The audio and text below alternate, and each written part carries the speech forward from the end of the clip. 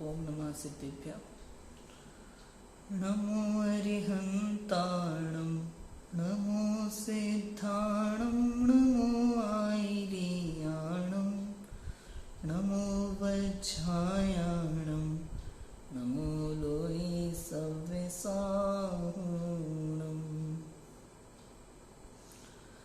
तीन भुवन में सार वीतराग विज्ञानता, शिव स्वरूप शिव का नमः त्रियोग संहारिकी।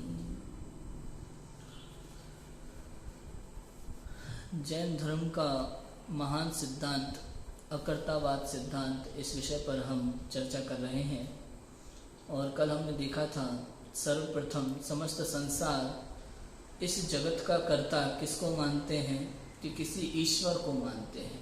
कोई ऊपर वाला है, कोई ईश्वर नाम का व्यक्तित्व है जिसके कारण से इस जगत का निर्माण हुआ है। और इस जगत में जो भी होता है अच्छा बुरा वो किसी ईश्वर के द्वारा होता है, ऐसा पूरा संसार मानता है, ऐसी मिथ्या मान्यता है। किंतु कल हमने देखा कि 6 द्रव्यों का समूह ये पूरा विश्व है। इस विश्व में जो कुछ भी है हमने डिवाइडेशन किया कि ये जीव हैं, जो जानता देखता सुख दुख का अनुभव करता है वो सब जीव की श्रेणी में आ गए। जो भी दिखाई देता है जिसे हम छू सकते हैं ये सब हमने पुद्गल में ले लिए। धर्म द्रव्य, अधर्म द्रव्य, आकाश द्रव्य, काल द्रव्य, हमने पूरे संसार को 6 द्रव्यों में डिवाइड किया और कहा इस 6 द्रव्यों के समूह को विश्व कहते हैं। और अगर ये 6 द्रव्य पहले से थे, जीव अगर पहले से था तो बनाने वाला क्या था? जीव था कि नहीं था? उसमें जानने देखने की शक्ति थी कि नहीं थी? अगर उसमें पहले से जानने देखने की शक्ति थी तो इसका मतलब उसने जीव बनाया नहीं। शरीर था कि नहीं था? अगर था तो उसने पुद्गल बनाया नहीं। तो हमने देखा कि 6 द्रव्य पहले से ही थे। जिस स्थान पे वो खड़ा है वो आकाश द्रव्य ही तो है, कि कहीं था ही नहीं वो, तो बनाने वाला कौन फिर? तो इस तरीके से हमने देखा कि 6 द्रव्य यदि पहले से ही थे तो फिर पूरा विश्व पहले से था, उसे किसी ने बनाया नहीं। और जो चीज बनाई नहीं गई उसे नष्ट भी किया जा सकता नहीं। नष्ट वाली बात नहीं देखी थी ना कल हमने? बना नहीं सकता कोई, बनाया नहीं किसी ने, कोई रक्षा देन करने वाला नहीं है। हमने देखा ना अपने अपने कर्मों का फल सबको मिलता है, कोई नष्ट करने वाला भी नहीं है। इन 6 द्रव्यों का नाश नहीं होता, नाश नहीं होता इन 6 द्रव्यों का। अस्तित्व नाम की शक्ति है। अस्ति मन है, उस शक्ति के कारण इस द्रव्य का कभी नाश नहीं होता। कौन सी ऐसी वस्तु है आपने देखा हो जिसका नाश हो जाता है? भाई लकड़ी जला देते हैं उसके बाद खत्म, जलने के बाद पर्याय बदलिए, राख हो गई, नाश कहाँ हुआ? आप किसी भी वस्तु को देखो कि आदमी मर जाता है उसके बाद खत्म, मर जाता है, दूसरी जगह जन्म हो जाता है, शरीर वहीं पड़ा है, नाश कहाँ हुआ?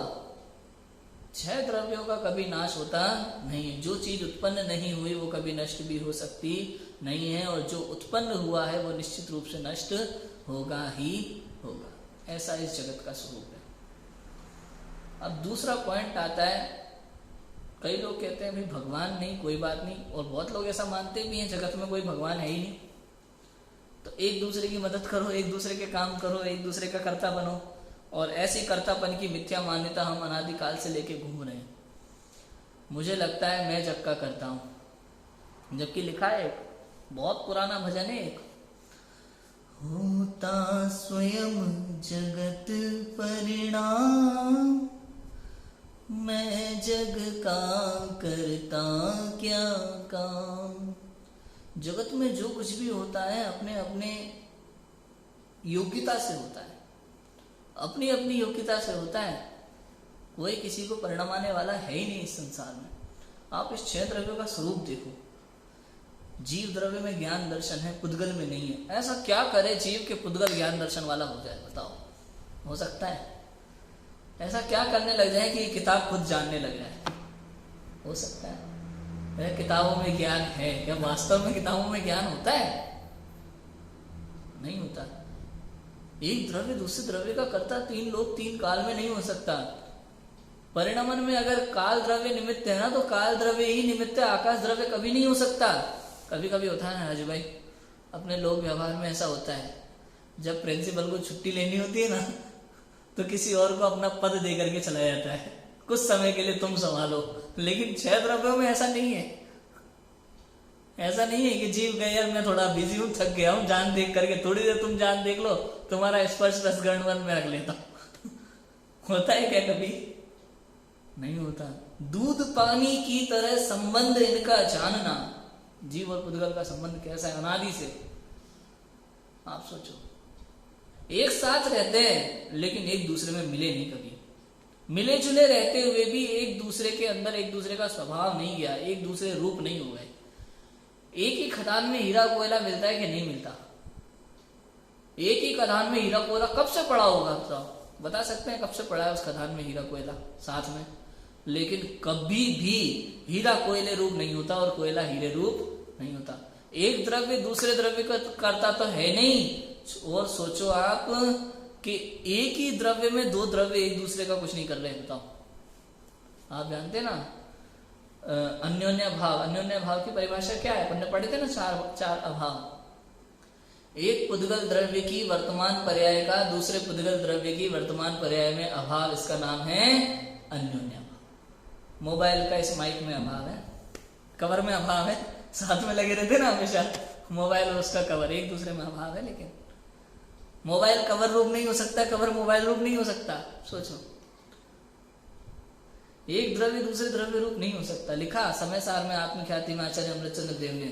कर्ता की परिभाषा क्या? हम लोग कर्ता बने होते हैं ना समस्त संसार का। कर्ता किसे कहते हैं? कि यह परिणमति स कर्ता और यह परिणामो भवेत् तु तत्कर्म। जो परिणमित होता है वो कर्ता है और उसका परिणाम वह कर्म है। अब अगर आपको कर्ता बनना है ना, तो आपको उस रूप परिणमित होना पड़ेगा। आपने कहा भाई क्या बात करते हो, आप करता नहीं है। रोटी किसने बनाई बताओ? महाराज ने बनाई। रोटी महाराज ने बनाई कि नहीं बनाई? भाई महाराज अगर रोटी बनाता है ना, तो महाराज को रोटी रूप बनना पड़ेगा। इसलिए कहा रोटी का कर्ता महाराज नहीं, आटा है। और अगर महाराज रोटी बना सकता है तो मिट्टी की बना के दिखाए, कोयले की बना के दिखाए, पत्थर की बना के दिखाए। बना सकता है? क्यों? आप बनाते हो ना। ताकत नहीं है। इसका अर्थ है जिस द्रव्य में जैसी योग्यता होती है, उसका जैसा परिणमन होता है, उसका कार्य वैसा ही होगा। हम बिना मतलब के अहंकार लिए घूमते हैं कर्तृत्व का, कि मैंने किया। कैसे कर सकते हैं बताओ? एक द्रव्य दूसरे द्रव्य का कुछ नहीं कर सकता। अच्छा, देश को आजाद किसने कराया होगा? एक द्रव्य दूसरे द्रव्य की बात करिए, हम देश पे आ जाते हैं थोड़ा सा। तो देश से परिवार तक आएंगे, समाज तक आएंगे, फिर अपने पास शरीर तक आएंगे। एक द्रव्य दूसरे द्रव्य का कर्ता नहीं है। देश को किसने आजाद कराया होगा? स्वतंत्रता सेनानियों के नाम नहीं सुने आपने? महात्मा गांधी है, सुभाष चंद्र बोस है, फलाना है, ठिकाना है, भगत सिंह वगैरह जो भी है, उनने देश को आजाद कराया। आपको पता है प्रत्येक द्रव्य स्वतंत्र है। स्वतंत्र। जो लोग ऐसा मानते हैं वो कभी बंधन में पड़े नहीं, वो सदा से स्वतंत्र है और स्वतंत्र रहेंगे। और जो लोग ऐसा मानते हैं कि मैं बंधन में हूं, मैं कुछ नहीं कर सकता, वो सदा से बंधन में थे और बंधन में ही रहेंगे। लाजवाब। उस समय भी जो स्वतंत्रता सेनानी हुए ना, कुछ ऐसे जीव थे उस समय भी, करोड़ों में कुछ गिनती के ऐसे लोग थे जिनको बिल्कुल स्वीकार नहीं था कि मैं बंधन हूं, हमारा देश है, हम स्वतंत्र हैं। तो वो हमेशा स्वतंत्रता से जिए। सामने वालों ने कैसे ही अत्याचार किए हो, स्वतंत्रता से जिए। वो जिए कि नहीं जिए, उनके मन में 1% नहीं आया कि ये देश किसी और का है, मैं बंधन में हूं। ऐसे हमारे ज्ञानी जीव गृहस्थ जीवन में भी स्वतंत्रता से जीते कि नहीं जीते? आप बताओ। सम्यक दृष्टि ज्ञानी जीव, उनके मन में कभी नहीं आता मैं बंधन में हूं। स्वतंत्रता से जीते, भले कर्मों का कितना ही अत्याचार हो। समझ रहे आप? कर्मोदय का, पूर्व कर्मोदय का कितना ही अत्याचार हो, वो अपने आप को स्वतंत्र अनुभव करते हैं ज्ञानी जीव। सोचो, हमें लगता है उन्होंने आजाद कराया होगा। उन्होंने आजाद कराया तो फिर आज भी लोग कैसे परतंत्र हो रहे हैं बताओ? आज स्वतंत्रता है क्या अपने देश में हर चीज की? हाँ, कुछ जगह जुर्म करने की स्वतंत्रता हो सकती है, सजा ही नहीं मिलती, जुर्म करके आराम आजाद घूम सकते हैं। तो कहने का अर्थ यह है कि प्रत्येक द्रव्य स्वतंत्र है कुछ लोगों को जुर्म करके भी सजा नहीं मिल रही और कुछ लोग ईमानदारी से भी जीवन नहीं जी पा रहे। तो ये कैसे हो रहा है? कर्मों के कारण, अपने पूर्व कर्मोदय के कारण से। एक द्रव्य दूसरे द्रव्य का कर्ता नहीं है, तुम चाह करके भी नहीं कर सकते भैया। एक ही टीचर स्कूल में, एक ही शिक्षक स्कूल में सभी को एक जैसा पढ़ाता है कि नहीं पढ़ाता? बताओ। वो गर्व करता है बहुत। देखो कभी लिस्ट बताएगा पूरी, कभी मिलेगा ना आपको। पता है ये जो आईपीएस है ना, आईएएस, अखबार में जिसका फोटो छपा था ना अच्छे काम के लिए, मैंने पढ़ाया उसे। समझ में है? इसे मैंने पढ़ाया है। वो केवल वो नहीं, वो जो उत्तर प्रदेश का कलेक्टर है, उत्तर प्रदेश का कलेक्टर नहीं होता, उसके किसी शहर का कलेक्टर है, मैंने पढ़ाया उसे। समझ में है? और अब वो अपने अपने बड़े बड़े जो अच्छे अच्छे पद पर है उन सब की पूरी लिस्ट गिना देगा, इसको मैंने पढ़ाया, इसको मैंने पढ़ाया। अब दूसरा व्यक्ति जानता तो है गुरुजी को। गुरुजी आपकी क्लास में तो वो भी पढ़ता था, वो जो ठेला लगाता है बाहर सब्जी का। अरे वो तो ढोर रह गया। वो रह गया और ये तुमने पढ़ा दिया। अरे जिसकी जैसी योग्यता थी वो अपने पद पर पहुंच गया, तुमने कुछ नहीं किया। कर्तापन का भार अपने सर पे लेके घूमता है जी, अनादिकाल से ही करता आ रहा है। इसको ये समझ में ही नहीं आ रहा कि मैं कुछ नहीं कर रहा हूं। जगत में प्रत्येक कार्य स्वतंत्र रूप से अपनी योग्यता से हो रहा है। तुम कुछ करने वाले होते कौन हो? बताओ तो सही, आप होते कौन हो भाई? आप कहते हो मैंने किया, भाई आप होते कौन हो? करने वाले। कहानी याद आती है कि हम प्रथमा नियोग उठा के देखो, बड़ा आनंद आता है कई बार प्रथमा नियोग की कहानियां पढ़ के। बहुत कुछ सीख सकते हैं हम प्रथमा नियोग से अपने जीवन में, बहुत कुछ सीख सकते हैं। जीवन को बदलने में प्रथमा नियोग बहुत महत्वपूर्ण है। नेमिनाथ भगवान की दिव्य ध्वनि खिली, उन्होंने कह दिया भाई 12 वर्ष बाद द्वारिका चलेगी। कृष्ण और बलराम,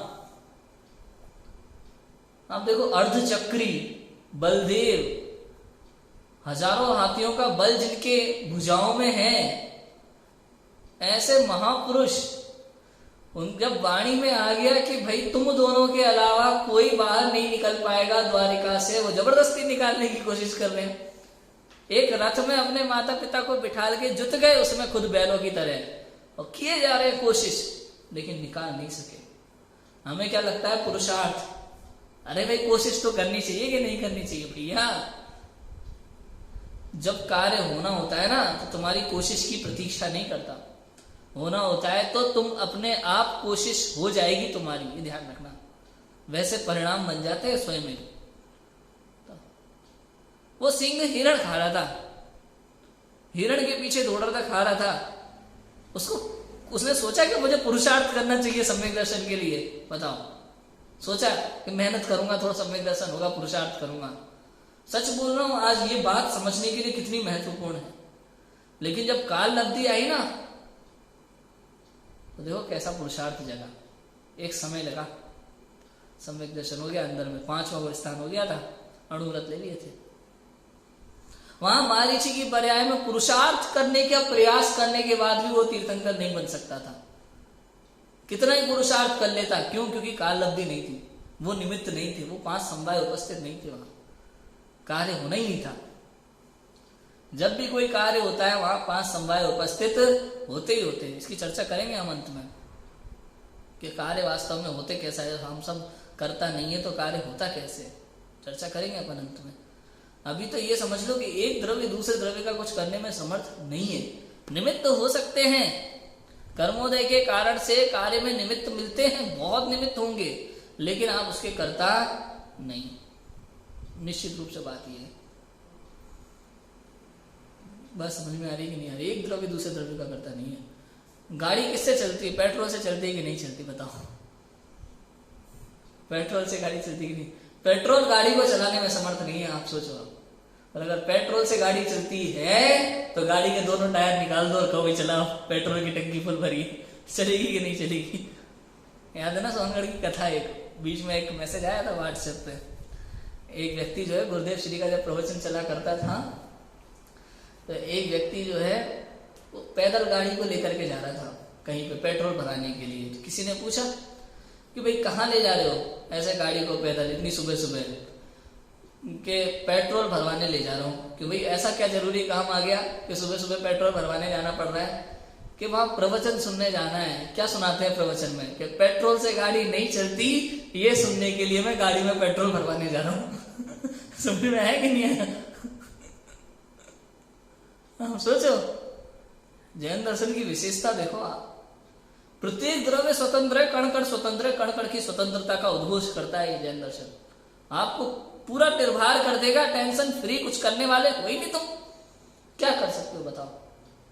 कितनी प्लानिंग करते हैं हम राजू भाई, सोचो आप कितनी प्लानिंग करते हैं कि कार्य ऐसा हो ऐसा हो ऐसा हो। क्या होता है एंड टाइम पे? हम लोग ये शिविर वगैरह लगते हैं ना, प्रशिक्षण शिविर वगैरह लगते हैं, पंचकल्याणक होते हैं अपने यहाँ, सब पहले से फिक्स होता है कौन को लेने कहाँ जाना है, कौन किस रूम में रुकेगा। बड़े बड़े विद्वान जो होंगे वो किस रूम में रुकेंगे, वहाँ क्या व्यवस्था होगी, उनके लिए अलग से गाड़ी बुक कर दी जाती है। ये वाला ड्राइवर जाएगा, लेने जाएगा, टाइम पे पहुंचेगा, सब कुछ फिक्स है पहले से। हमें लगता है सुव्यवस्थित व्यवस्था हमने कर दी है। लेकिन आप देखो एंड टाइम पे वो गाड़ी वाले का मोबाइल स्विच ऑफ है और सो रहा है आराम से, और पंडित जी वहां खड़े स्टेशन पे फोन लगा लगा के परेशान। तुम्हारी सारी व्यवस्था खत्म। आपको क्या लगता है आपके कहने के अनुसार काम हो जाएगा? हो ही नहीं सकता भाई, हो ही नहीं सकता। एक परिवार था, उनमें पिताजी थे, पिताजी के 4 बेटे गए थे घूमने। तो बैठे थे नुक्कड़ पे कहीं, तो बड़े गर्व से कह रहे थे मैंने अपने एक बेटे को कलेक्टर बना दिया, एक बेटे को एसपी बना दिया, और एक बेटा हमारा वकील बन गया बहुत बड़ा। तुम्हारे तो 4 बेटे हैं, चौथा क्या है? अरे वो तो निकम्मा निकला, वो कुछ नहीं कर पाया, वो कुछ कर नहीं पाया, और इस 3 को तुमने बनाया। ये आपको घर घर में मिलेंगे, घर घर में। मैंने अपने बेटे का जीवन संवारा है, मैंने अपने बेटे को उचित संस्कार दिए। तुम होते कौन हो भाई? हाँ, एक बात ध्यान रखना, समय के अनुसार जीव को परिणाम आते हैं, वो अपने परिणाम अनुसार कार्य करता है, वो उसमें कोई बुराई नहीं है। सहज रूप से प्रत्येक द्रव्य का परिणमन होता है, निमित्त नैमित्तिक संबंध बनते, कार्य होता है, लेकिन उस कार्य का कर्ता स्वयं को मान लेना, ये मान्यता मिथ्यात्व है, ये मान्यता मिथ्यात्व है। समझ में आया? मैंने किया मैंने किया मैंने किया ऐसा सोच के बैठा हुआ है, या किसी ने मेरा उपकार किया। कौन होता है उपकार करने वाला? आज तक क्यों नहीं कर पाया? जरूरत तो सबको हर समय। आप सोचो, एक मूवी में देखा था मैंने, एक व्यक्ति अपने काम में ओवर टाइम कर रहा था। सेठ जी ने पूछा तो भाई ओवर टाइम क्यों? घर में कुछ प्रॉब्लम है कि मुझे पैसे की जरूरत है। उन्होंने क्या जवाब दिया सेठ जी ने? भाई पैसे की जरूरत तो कुबेर और लक्ष्मी को छोड़ के सभी को है, तू अपनी समस्या बता। समझ में आ रहा है कि नहीं आ रहा?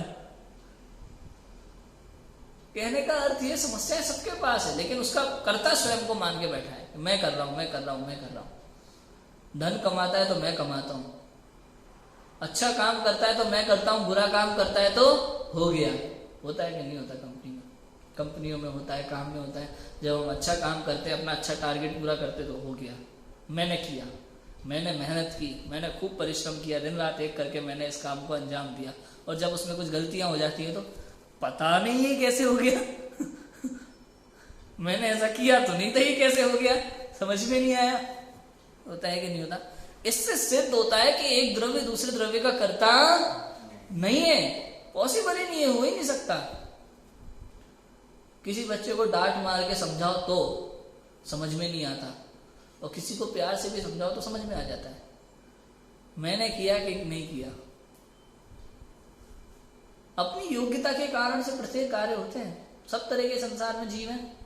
बचपन में मैं ऐसा था, हमारे स्कूल में अगर टीचर बड़े प्यार से कहते थे ना कि बेटा ये याद करके आना, बड़ी खुशी से याद करता था।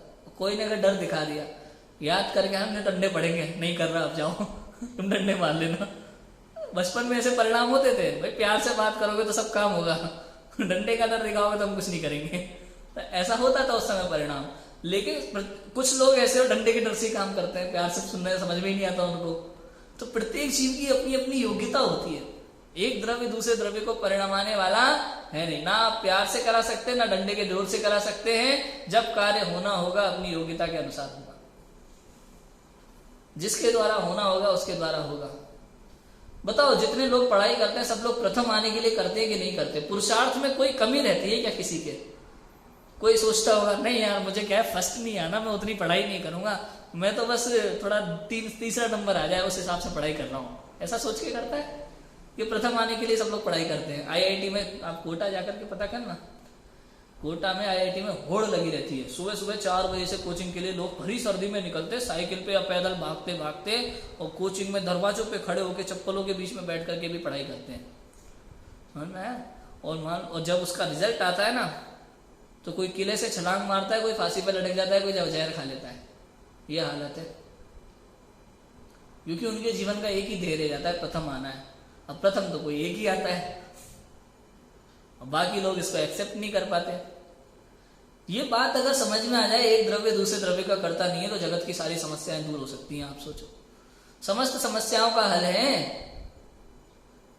भाई, सामने वाला मेरी बात नहीं सुनता, मैं क्या करूं? सामने वाला सुन ही नहीं सकता तेरी बात, तो क्या करेगा? समस्या खत्म। ये बात ठीक है, भूमिका अनुसार हम सब प्रत्येक जीव के परिणाम आते हैं।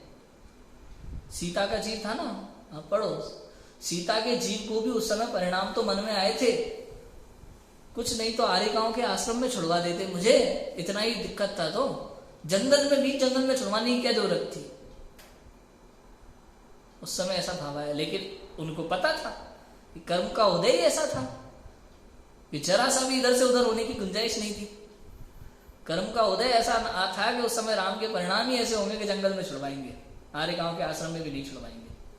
उदय ही इस तरह का था, आपका बंधन आपका इस तरह का था, आपके पूर्व जन्मों के परिणाम उस तरह के थे कि ये आपको भोगना ही था। क्या करोगे? आज के समय में महिलाएं रोने लगती ना, हमारा अत्याचार, मालूम चलेंगे एक बार उठा के देखो जरा, हमारी महासतियों पे कितने अत्याचार होने के बाद भी उन्होंने अपना जीवन कैसे जिया। क्यों? क्योंकि श्रद्धांत था, एक द्रव्य दूसरे द्रव्य का करता नहीं है, कुछ नहीं हो सकता, मेरे ही परिणामों का फल है। कहा सीता ने, जो कुछ भी हो रहा है मेरे परिणामों का फल है। उन्होंने लेकिन राम को एक शिक्षा भी दी, लोगों के कहने से तुमने मुझे त्याग दिया, धर्म को मत त्याग देना, बस इतना, यही मैं सबसे कहना चाहता हूं। लोगों के कहने से लोग आज मंदिर जाने से भी डरते हैं, बताओ, क्योंकि लोगों के में ऐसी बात है, मंदिर जाने वाला तो व्यक्ति धार्मिक वाला हो गया, उसकी वो इमेज खत्म होती है कुछ लोगों की। आज की युवा पीढ़ी है ना, कई जगह पे आज की युवा पीढ़ी में इमेज ही खत्म हो जाती है। मतलब युवा पीढ़ी मतलब डांस वांस करे, क्लबों में जाए, उल्टे सीधे काम करे तो उसको यूथ कहने में आता इनको शर्म आती है अच्छे काम करने में। सच बात है ये बहुत आज के समय की, इसलिए कहते हैं लोग ये कहने से छोड़ना मत अच्छाइयों को। आप देखो अपने जैनों में भी, अगर कोई व्यक्ति रात्रि भोजन नहीं करता और पूरा परिवार साथ में रात्रि भोजन करता है तो सब मिलकर उसका मजाक उड़ाते हैं, लेकिन लोगों के कहने से धर्म को मत छोड़ देना, कहना ये चाल है। क्योंकि एक द्रव्य दूसरे द्रव्य का करता नहीं है, आपके परिणामों का फल आप भोगोगे, उनका क्या जाएगा? वो तो आपका मजाक उड़ा रहे हैं। और उनके कहने से अगर आपने रात्रि में भोजन कर लिया, आपने जमी कर ले लिया कि कुछ नहीं होता, सब लोग खा रहे तो हमारा क्या है, वही सब लोग तो नरक जाएंगे, तू भी नरक जाएगा। फिर समझ में आ रहा है कि नहीं आ रहा? ये हो जाएगा। कई लोग कहते हैं, आज मेरे पास तो बहुत फोन आते हैं, भैया आप जैसी जैसी बातें बताते हो, मैं तो बिल्कुल ये सोचते, हम तो ये सोचते हैं बिल्कुल कि हम कौन सी दुनिया में जी रहे हैं, सब जगह गलत हो रहा है और सब खुशी से गलत काम कर रहे हैं, तो हम अकेले क्यों अलग रहे? भाई सब लोग नरक जाएंगे, तुम्हें भी जाना है क्या? अच्छे काम करोड़ों में एक करता है, आप सोचो। महावीर भगवान गौतम स्वामी के बाद कुंद आचार्य के पहले इतने आचार्य हुए, लेकिन फिर भी सीधा कुंद आचार्य को स्मरण किया गया। वो सब भी भावलिंगी संत थे। आप सोचो, अमृतचंद्र आचार्य हुए, इतने आचार्यों ने समय साल पे टीका लिखी थी, लेकिन अमृतचंद्र आचार्य जैसी टीका किसी की नहीं। समझो आप, इतने लोगों ने समयसार पढ़ा होगा, लेकिन गुरुदेव श्री ने जैसा समयसार का अर्थ बताया ऐसा किसी ने नहीं किया। आप सोचो, गुरुदेव श्री की वजह से आज समयसार प्रसिद्ध है। आप सोचो, तो कोई एक व्यक्ति होता है करोड़ों में ऐसा, बहुत सारे लोग अच्छे मार्ग पे थोड़ी ना चलते हैं। गलत मार्ग पे हमेशा भीड़ लगी होती है, सही मार्ग पे एक व्यक्ति निकलता है। अगर आपको उस एक में शामिल होना है तो उसके लिए सहना तो पड़ता है। लोग आपका मजाक बनाएंगे, लोग आपको बार बार गलत राह पे चलने के लिए उकसाएंगे, गलत राह पे चलने के लिए उकसाएंगे। डीडीएलजे मूवी में एक डायलॉग आया था बहुत बढ़िया। मैं हमेशा कहता हूँ कहीं से भी चुराओ, अच्छी बात है, आपको चुरा लेना चाहिए। मैं तो चुरा लेता हूँ कहीं से भी। आपको जिंदगी में हमेशा दो रास्ते दिखाई देंगे। गलत रास्ता आपको अपनी तरफ खींचेगा, आपको बुलाएगा अपने पास, यहाँ चलो, यहाँ चलो, यहाँ चलो। बहुत सारे लोग आपको गलत रास्ते पे चलने की प्रेरणा देंगे, आपकी प्रशंसा करेंगे, और सही रास्ते पे आपको कांटे मिलेंगे। लोग निंदा करेंगे, बुराइयां करेंगे, गालियां देंगे, बार बार आपको सही रास्ते पे जाने से रोकेंगे, लेकिन फिर भी थोड़ी सी हिम्मत करके आप सही रास्ते पे चल जाना। गलत रास्ते पे जाओगे तो दुखी दुख मिलेंगे, और सही मार्ग पे लग गए तो बाद में सुखी सुख मिलेगा। सुन रहे लोग, सेम कहीं से भी आप उठाओ, ऐसी ऐसी चीजें हैं आपको पता नहीं है, बस पकड़ होना चाहिए हमारे पास, कैचिंग पावर होना चाहिए सही अर्थ निकालने की। समझ आया कि नहीं आया? ऐसा है।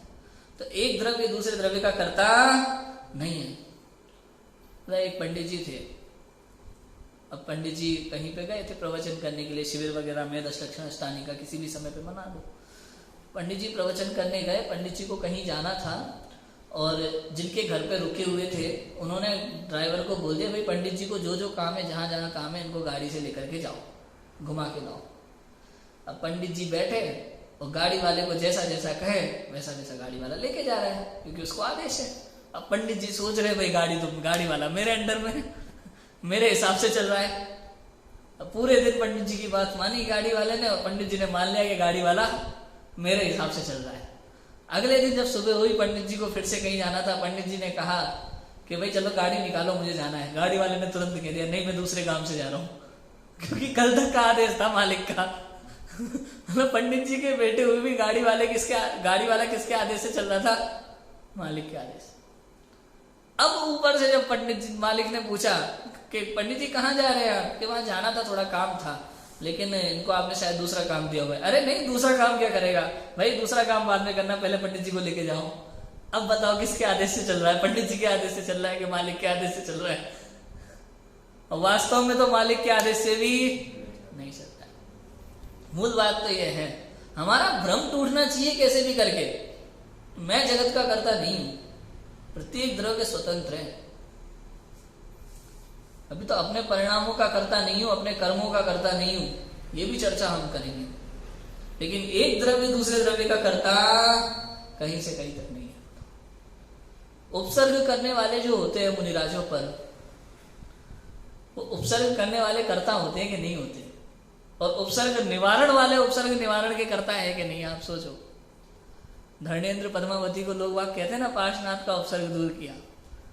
अरे भैया उन पे उपसर्ग हुआ ही कब था? मैं तो ये कहता हूं पार्श्व मुनि पर उपसर्ग हुआ ही कब था? वैसे तो वास्तव में तीर्थंकर मुनिराज पर कभी उपसर्ग होता ही नहीं है, नियम तो ऐसा है।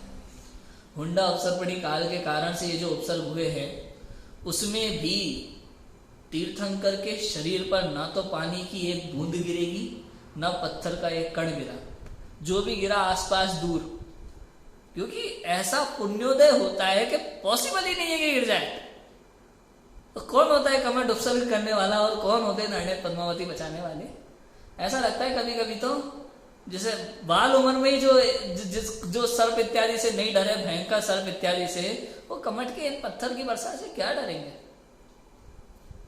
आप सोचो, कई बार ऐसा लगता है जैसे कोई अच्छा बॉडीगार्ड है ना, जो अच्छा क्या बोलते हैं MMA में लड़ता हो, है ना, और ऐसे व्यक्ति को छोटा सा बच्चा थप्पड़ मार रहा हो, और इधर से किसी ने कहा बेटा गलत बात, मारते नहीं है, ऐसे बड़े हैं ना आपसे, और हम सोचे उन्होंने बचा लिया, नहीं तो मार ही देता वो बच्चा आज तो उसको।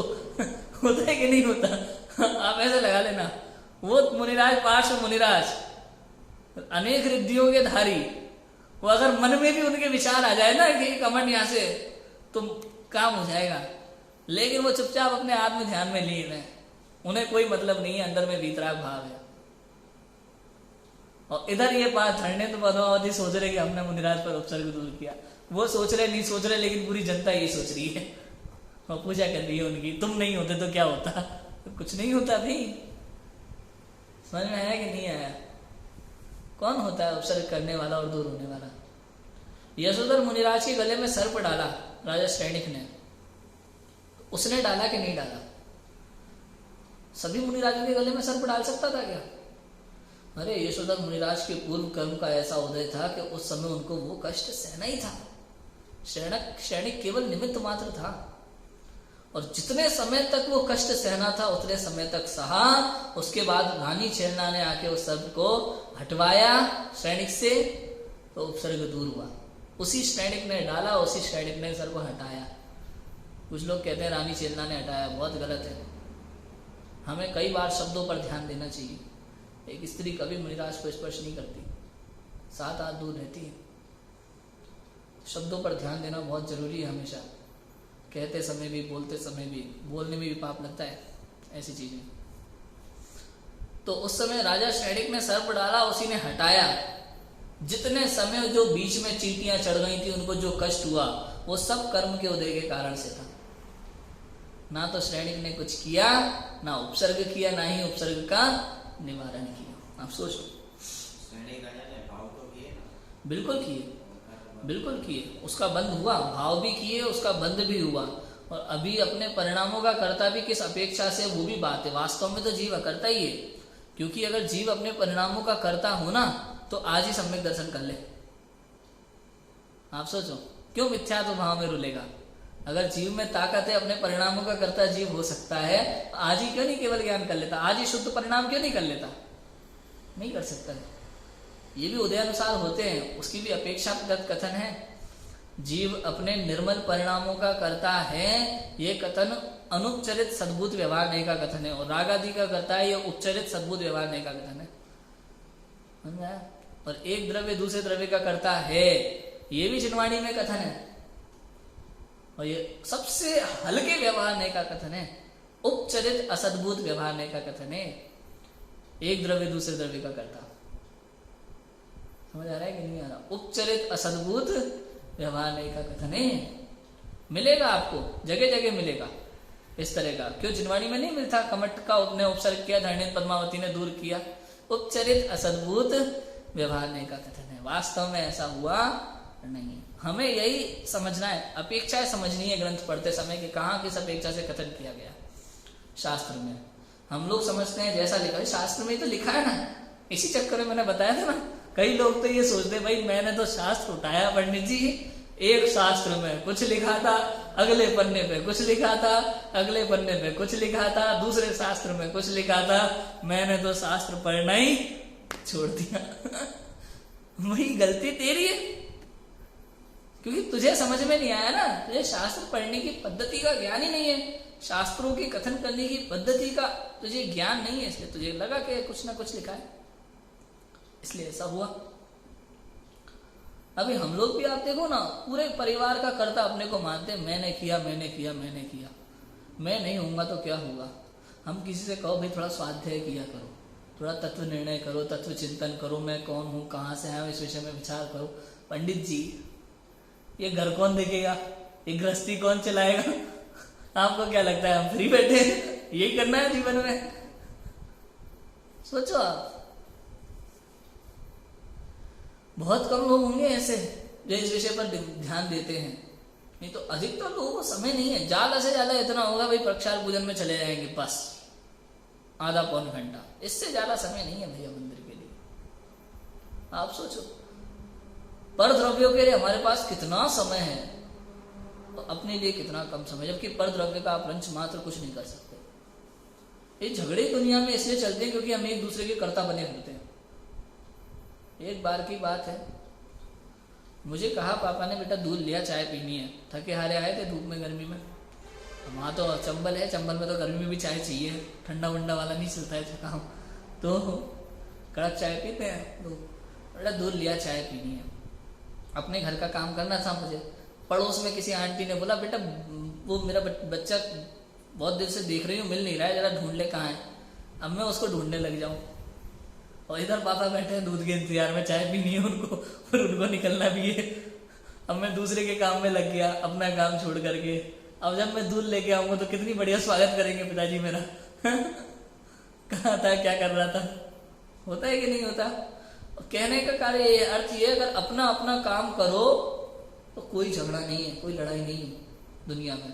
प्रत्येक द्रव्य, एक द्रव्य में अनंत गुण है, अनंत परस्पर विरोधी शक्तियां हैं, अपना अपना काम करती हैं, कोई झगड़े की गुंजाइश नहीं होती। जब हम एक दूसरे के कार्य में लग जाते हैं ना, आप देखो कभी ऑफिसों में भी होता है ना, अपना काम छोड़ के दूसरे काम पे ज्यादा ध्यान होता है। वो काम नहीं कर रहा है, वो ऐसा कर रहा है, वो ये करता है, मैं ये करता हूं, इस चक्कर में काम ढंग से होती ही नहीं है। एक दूसरे का करते हैं। एक मूवी में एक और उदाहरण है बहुत अच्छा। कौन सा उदाहरण है बहुत अच्छा, कि एक कंपनी के एम्प्लॉयज को उसने परीक्षा देने के लिए उद्बोधन देना था। कंपनी घाटे में जा रही थी, तो उसने कहा भाई एक एक गुब्बारा दिया सबको फूला हुआ, और सबकी टेबल पे पिन रख दी एक एक, और गुब्बारा देकर के कहा कि भाई आपके पास 1 मिनट का समय है, जिसके पास फूला हुआ गुब्बारा बचेगा उसे कंपनी की तरफ से 2 महीने की सैलरी बोनस के रूप में दी जाएगी, जिसके पास लास्ट में बचेगा। तो अब सब लोग क्या कर रहे हैं, एक दूसरे का गुब्बारा फोड़ने में लग गए, और लास्ट में सारे गुब्बारे खत्म। अब बॉस ने कहा भाई अगर सबके पास गुब्बारे बचते तो सबको 2 महीने का बोनस मिलता कि नहीं मिलता। हमारे यहाँ समस्या क्या होती है, एक दूसरे को पीछे करना चाहते हैं खुद आगे होने के लिए। अगर सब लोग अपना अपना काम ईमानदारी से करें तो सभी जीतेंगे कि नहीं जीतेंगे, सभी विनर होंगे कि नहीं होंगे। और दूसरा व्यक्ति बेईमानी से काम करता है तो हमें लगता है वो भी तो कर रहा है, हम कर लेंगे तो क्या जाएगा। यही सबसे बड़ी भूल है।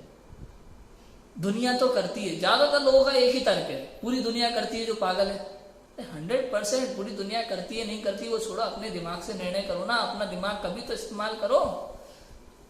साइंस ऐसा कहता है कि मनुष्य 3% से ज्यादा अपने दिमाग का उपयोग ही नहीं करता, पता है। साइंस ये कहता है कि मनुष्य 3% से ज्यादा यूज नहीं करता अपने दिमाग को, करना ही नहीं चाहता, क्योंकि जो रेस दिखती है ना केवल उसको फॉलो करता है, जो आज तक हो रहा है उसको फॉलो करता जाता है, अपने दिमाग का निर्णय नहीं करता कि ये लोग जो कर रहे हैं वो सही है नहीं, ये गलत है, क्या है बताओ। हम एक कहावत चल रही है इंग्लिश में, भाई एवरीथिंग इज पॉसिबल, हमने उसको फॉरवर्ड करना शुरू कर दिया, बड़ी अच्छी बात है, एवरीथिंग इज पॉसिबल। क्या वास्तव में ये सच है? जाके दिखाओ 2.5 दीप के बाद, एवरीथिंग इज पॉसिबल है। इस मनुष्य शरीर को छोड़े बिना 2.5 दीप के बाहर जाके दिखाओ, है ताकत किसी की? भाई पॉसिबल ही पॉसिबल है, और इम्पॉसिबल इम्पॉसिबल ही है, कोई कुछ नहीं कर सकता। क्यों? क्योंकि एक द्रव्य दूसरे द्रव्य का करता नहीं है, कुछ कर ही नहीं सकते। तो हमारे हाथ में नहीं है कुछ, हमारे हाथ में कुछ नहीं है। आपके अगले समय के परिणाम, अगले समय का कृत्य आपके हाथ में नहीं है, मैं आपको बता देता हूं आज। अगर आपका फ्लाइट का रिजर्वेशन है कल का, आपके हाथ में नहीं है। अगर कैंसिल हो गई तो बैठे रहो, हो सकती है कि नहीं हो सकती बताओ। हमारे हाथ में कुछ नहीं है, कहने का अर्थ ये एक द्रव्य दूसरे द्रव्य का करता नहीं है। पूरी परफेक्ट प्लानिंग होने के बाद भी हम सोचे ऐसा ही होगा, हमने पूरी मेहनत की है, ये होगा वो होगा, लेकिन एक द्रव्य दूसरे द्रव्य का करता नहीं है, सब बदल जाता है। इसलिए कहीं लिखा है, मैंने सुना है, इस संसार में परफेक्ट प्लानिंग नाम की कोई चीज नहीं होती, चलते चलते एडजस्ट करना पड़ता है, समझ में? परफेक्ट प्लानिंग नाम की कोई चीज नहीं होती, चलते चलते एडजस्ट करना पड़ता है। वास्तविकता यही है। और अगर परिस्थिति को संभाल लोगे तो खुश रहोगे, और परिस्थिति में अटक जाओगे, उसमें क्रोधाधिक में पनप जाओगे, नए कर्मों का बंधन करोगे, अपने को जलाओगे, दूसरे को दुखी करोगे, और स्वयं भी दुखी रहोगे। समझ आया? क्योंकि एक द्रव्य दूसरे द्रव्य का करता नहीं है। कितना ही कर लो, आप सोचते हो कि नहीं सोचते सब कुछ बढ़िया चले संस्था में, हो पाता है कि नहीं हो पाता? हमारे सोचने से क्या हो सकता है? होता वही है जो होना होता है। होता स्वयं जगत परिणाम, मैं जग का करता क्या काम। सोचो आप, इस परिवार की पूरी जिम्मेदारी लेने वाले व्यक्ति से पूछो आप कि उसके मरने के बाद ये परिवार चलेगा कि नहीं चलेगा। आप बताओ मुझे, कितने ही लोगों का घमंड टूटते देखा है हमने इस संसार में, जो ये मान के बैठे थे कि मैं हूं तो घर चल रहा है, मैं हूं तो घर चल रहा है। लेकिन ऐसा होता नहीं है, उसके जाने के बाद भी घर चलता है, वैसा का वैसा चलता है। और पता है, व्यक्ति को भ्रम में भी रखते हैं लोग कि आप हो तो चल रहा है क्यों मिलता है उस समय सब कुछ। कहानी है एक ऐसी, अब तक पिता के गुण गाए जा रहे थे, पिता लाके दे रहा था सब कुछ। अब पिता की हो गई तबीयत खराब, मरने की कगार पे, उनकी किडनी खराब हो गई, किडनी देने की बात आई। पत्नी कह रही है कि मेरी तो उम्र है अभी, आपको जाना है जाओ।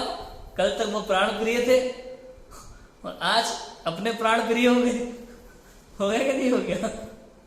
बेटा कहता है मेरा करियर है पूरा भाई, मुझे आगे जाके सिंगिंग करना है, गाना गाना है, मेरे पास एक ही किडनी होगी तो मैं क्या करूंगा? आपको जाना है, आप जाओ पिताजी, मेरे पास किडनी नहीं है आपके लिए।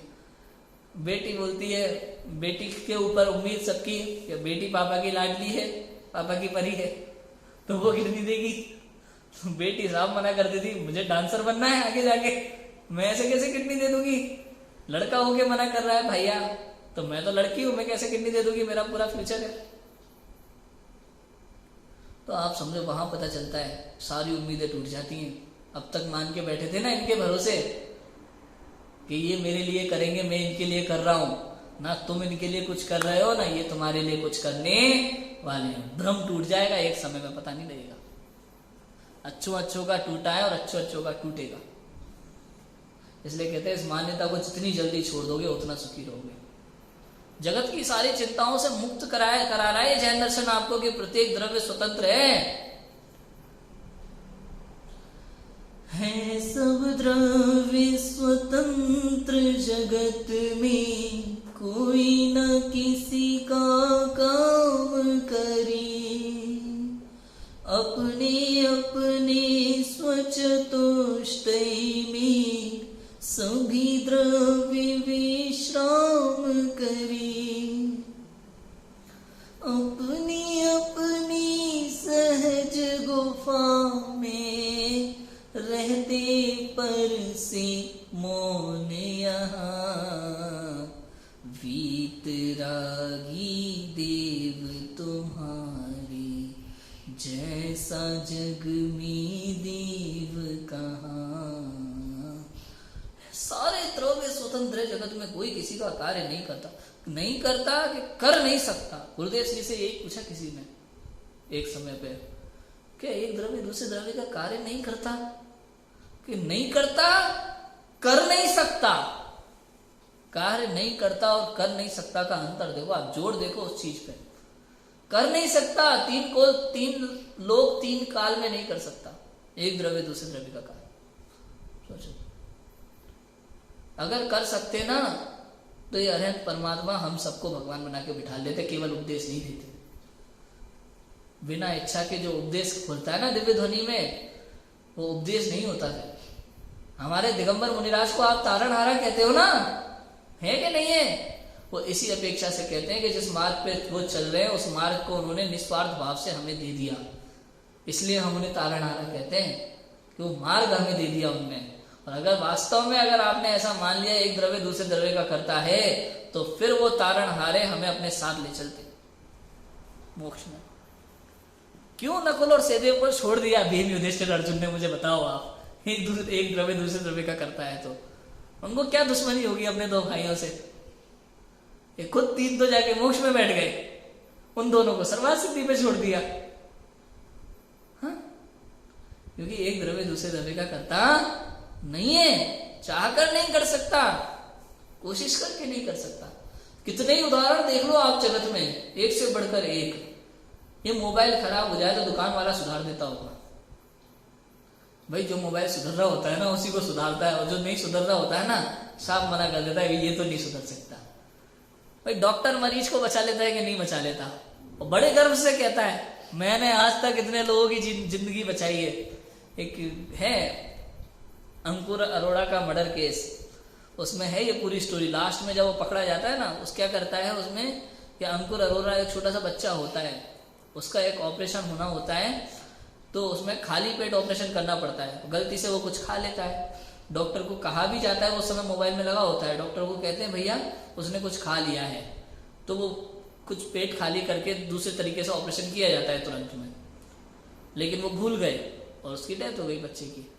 उसको छुपाया उनने सबसे, लास्ट में पता चला तो डॉक्टर मालूम है बड़े गर्व से क्या कहता है, मैंने आज तक इतनी सर्जरियां की, मैंने आज तक इतने लोगों की जिंदगी बचाई, मैंने से आज तक कोई गलती नहीं हो, तुम मुझ पर उंगली उठा रहे हो, मैं दूसरा भगवान हूं देखा जाए तो। इतने घमंड से, इतने अहंकार से कहता है। और वही डॉक्टर जब कोई मरीज उसकी आयु को पूरी हो जाती है और उसका लास्ट समय आ जाता है, तो डॉक्टर क्या कहता है, अब हमारे हाथ में कुछ नहीं है। आप सोचो, वही डॉक्टर कभी कहता है आप चिंता मत करो, मुझ पे छोड़ दो, मैं सब देख लूंगा, क्योंकि उसको लगता है कि इसमें भी है, ये मैं बचा सकता हूं। उसको केस देख के समझ जाता है, केस देख के डॉक्टर की राय बदल जाती है। आप देखो, एक केस को देख करके कहता है आप बिल्कुल चिंता मत करो, 2 मिनट में ठीक कर दो, अभ्याल हो जाएगा, और एक केस देखकर कहता है भाई मैं कुछ नहीं कर सकता, कोशिश करके देखता हूं। समझ में आया कि नहीं आया? तो इसका मतलब एक द्रव्य दूसरे द्रव्य का कुछ नहीं करता। कोरोना के काल में अच्छे समझ को आ गई, सबको बात समझ में आ गई। कोरोना में कहाँ नहीं घूमे बताओ लोग, क्या नहीं किया होगा। डॉक्टरों से जब उम्मीद टूटती नजर आई तो बाबा बाबा के पास मंत्र तंत्र पता नहीं क्या क्या किया लोगों ने। अपने यहाँ भी कम नहीं हुआ, उपदेश भी खूब हुआ चारों तरफ, भाई शांति धारा करो, फलाने मंत्र का जाप करो, ये करो वो करो। भाई एक द्रव्य दूसरे द्रव्य का करता नहीं है। ऐसा कौन सा मंत्र है राजू भाई जो आपको मृत्यु से बचा सके? हो कब तक बचाएगा? एक बार आपकी आयु बंध गई ना तो उसे बदलने वाला कोई नहीं है, कोई नहीं है। कोई सा भी मंत्र पढ़ लो आप, कितनी बार आप नमोकार मंत्र का जाप करोगे आयु कब चेंज हो जाए बताओ? ये जैन धर्म के सिद्धांत है, ऐसे ही आप बदल नहीं सकते। यदि आप निस्वार्थ भाव से नमोकार मंत्र का जाप करते हो, भक्तामर का पाठ करते हो, या कोई भी पूजा पाठ करते हो, निस्वार्थ भाव से भक्ति भाव से करते हो ना, तो उसका पुण्य बंध जरूर होगा आपको, उत्कृष्ट पुण्य का बंध होगा जिनेंद्र भक्ति के माध्यम से, निस्वार्थ भक्ति के माध्यम से। लेकिन आप सोचो कि उस पुण्य से आपका पाप कट जाएगा, तो ऐसा पॉसिबल नहीं है। कर्मी कर्म को काट देगा तो कैसे चलेगा? हमें है कि नहीं है? ऐसा होता है। उत्कर्षण अपकर्षण हो सकता है, ये भी पॉसिबल है कि आपके कर्म ऐसा बंधा हो कि एक पूरे बड़े ट्रक से आपका एक्सीडेंट होना हो, वो इतना अपकर्षण हो जाए आपके अच्छे परिणामों के कारण से, उस कर्म का इतना अपकर्षण हो जाता है कि ट्रक से एक्सीडेंट तो होता है लेकिन वो खिलौने का ट्रक होता है, बच्चे का रिमोट कंट्रोल वाला। सोचो, इतना अपकर्षण हो जाता है। और उत्कर्षण भी वैसा ही होता है कर्म का। आपके इतने अच्छे पुण्य परिणाम, लेकिन किसी परिणाम के कारण से ऐसा कर्म बंधा कि आपको एक छोटा सा कंकड़ पड़ने वाला हो। छोटा सा कंकड़ भी आपको कर्म के उदय के निमित्त से ही पड़ता है, अपने आप नहीं पड़ता, ही ध्यान रखना। छोटा सा कंकड़ आपको पड़ने वाला हो सिर में, ऐसा कर्म था। बाद में इतने पाप परिणाम हुए आपके, ऐसे ऐसे पाप किए कि उसका कर्म का, उसी कर्म का ऐसा उत्कर्षण हुआ कि उस छोटे कंकड़ की वजह से आप जा रहे तो पूरा का पूरा पहाड़ गिर गया आपके ऊपर, पहाड़ से चट्टान पत्थर गिरा, आपकी गाड़ी दब गई और आप अंदर।